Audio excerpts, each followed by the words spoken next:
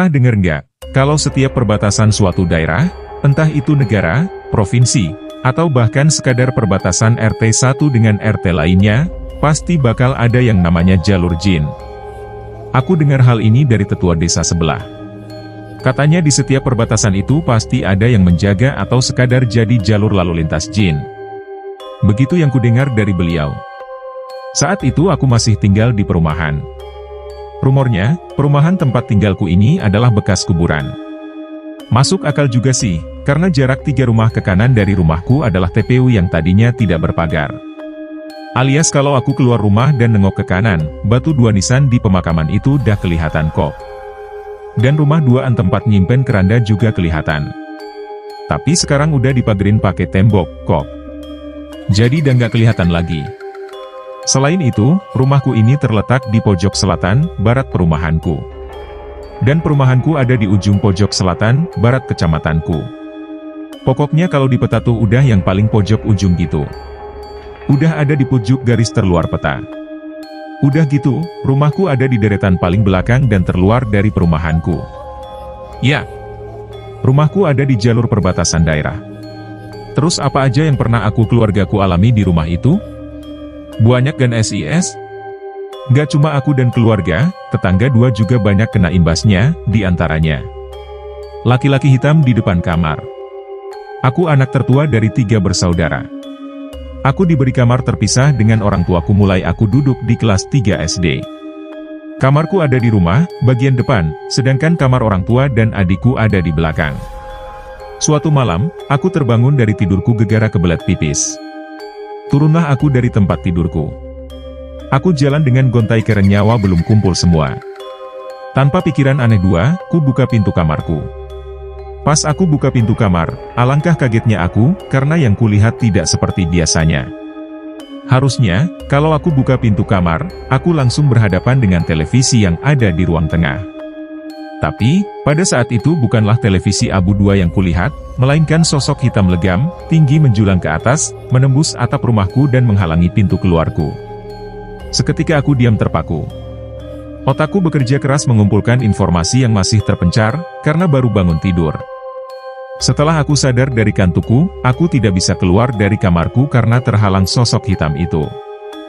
Dia hanya meninggalkan celah sebesar lengan di sisi kanan kiri pintu kamarku. Tak cukup untuk aku keluar meninggalkan dia.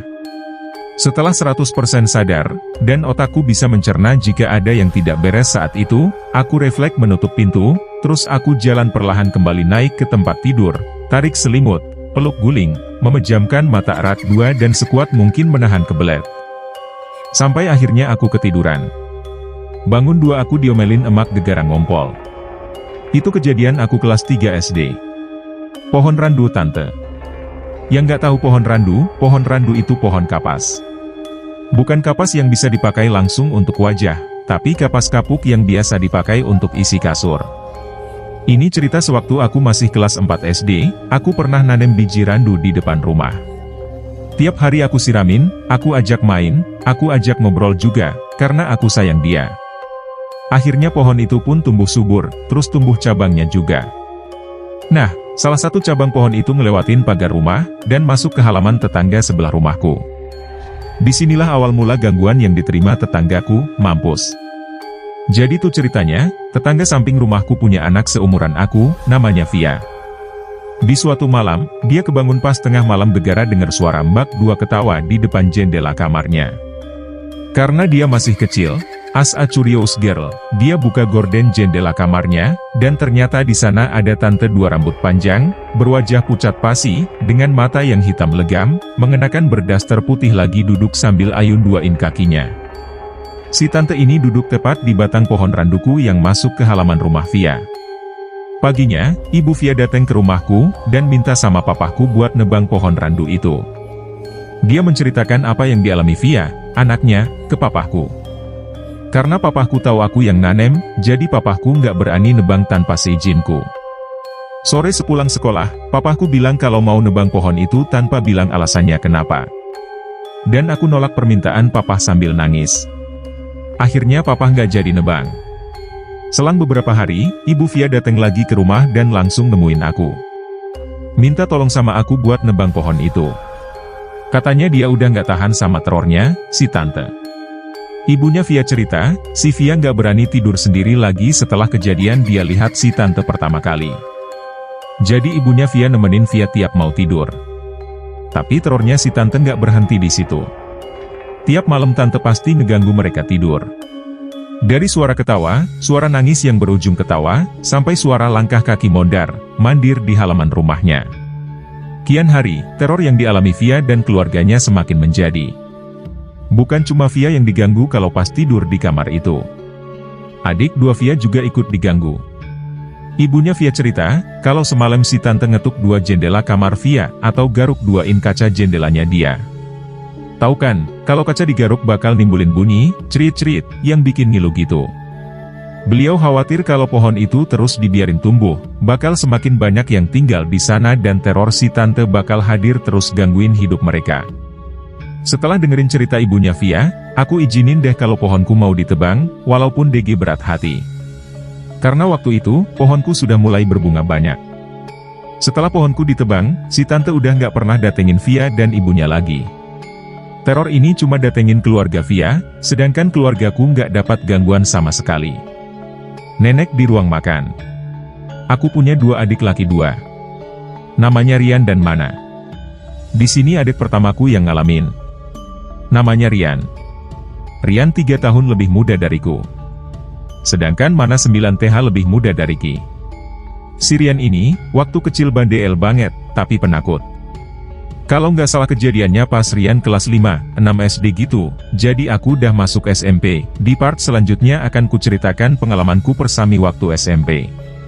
Karena si Rian udah gede, jadi orang tuaku minta Rian buat tidur sendiri.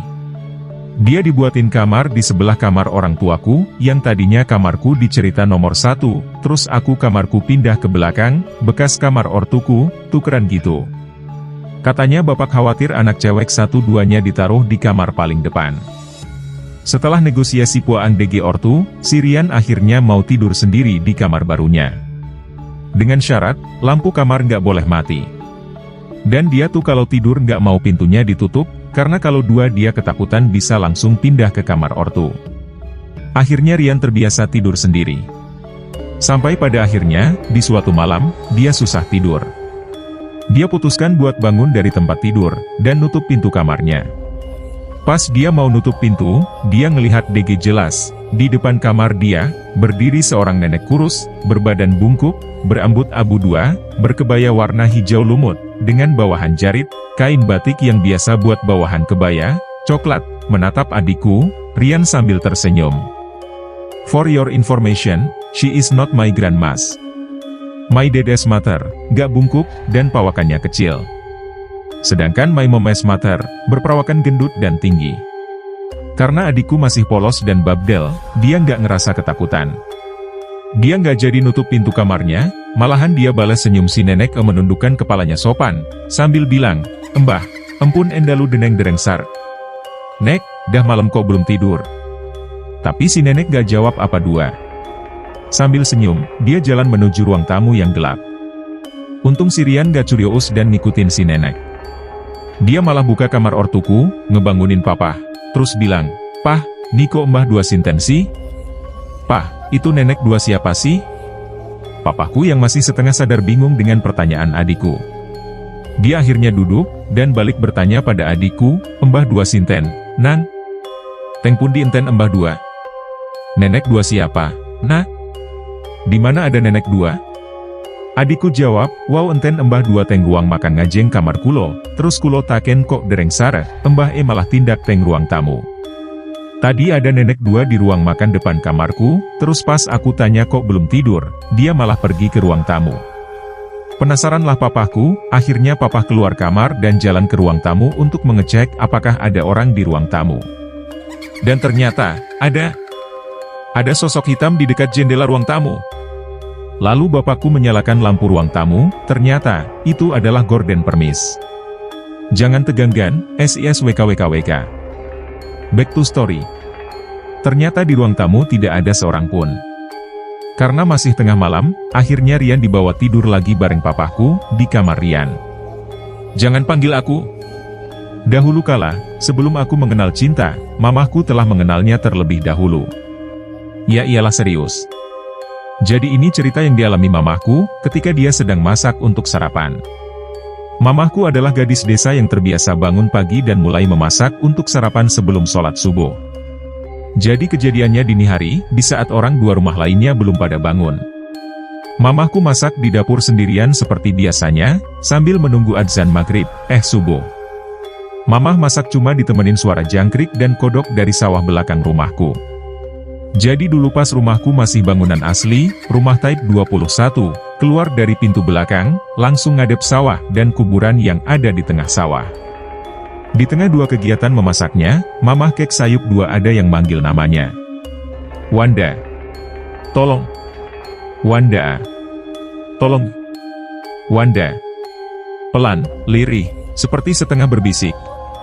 Mamahku menajamkan pendengarannya, untuk memastikan, apakah benar ada yang memanggil namanya.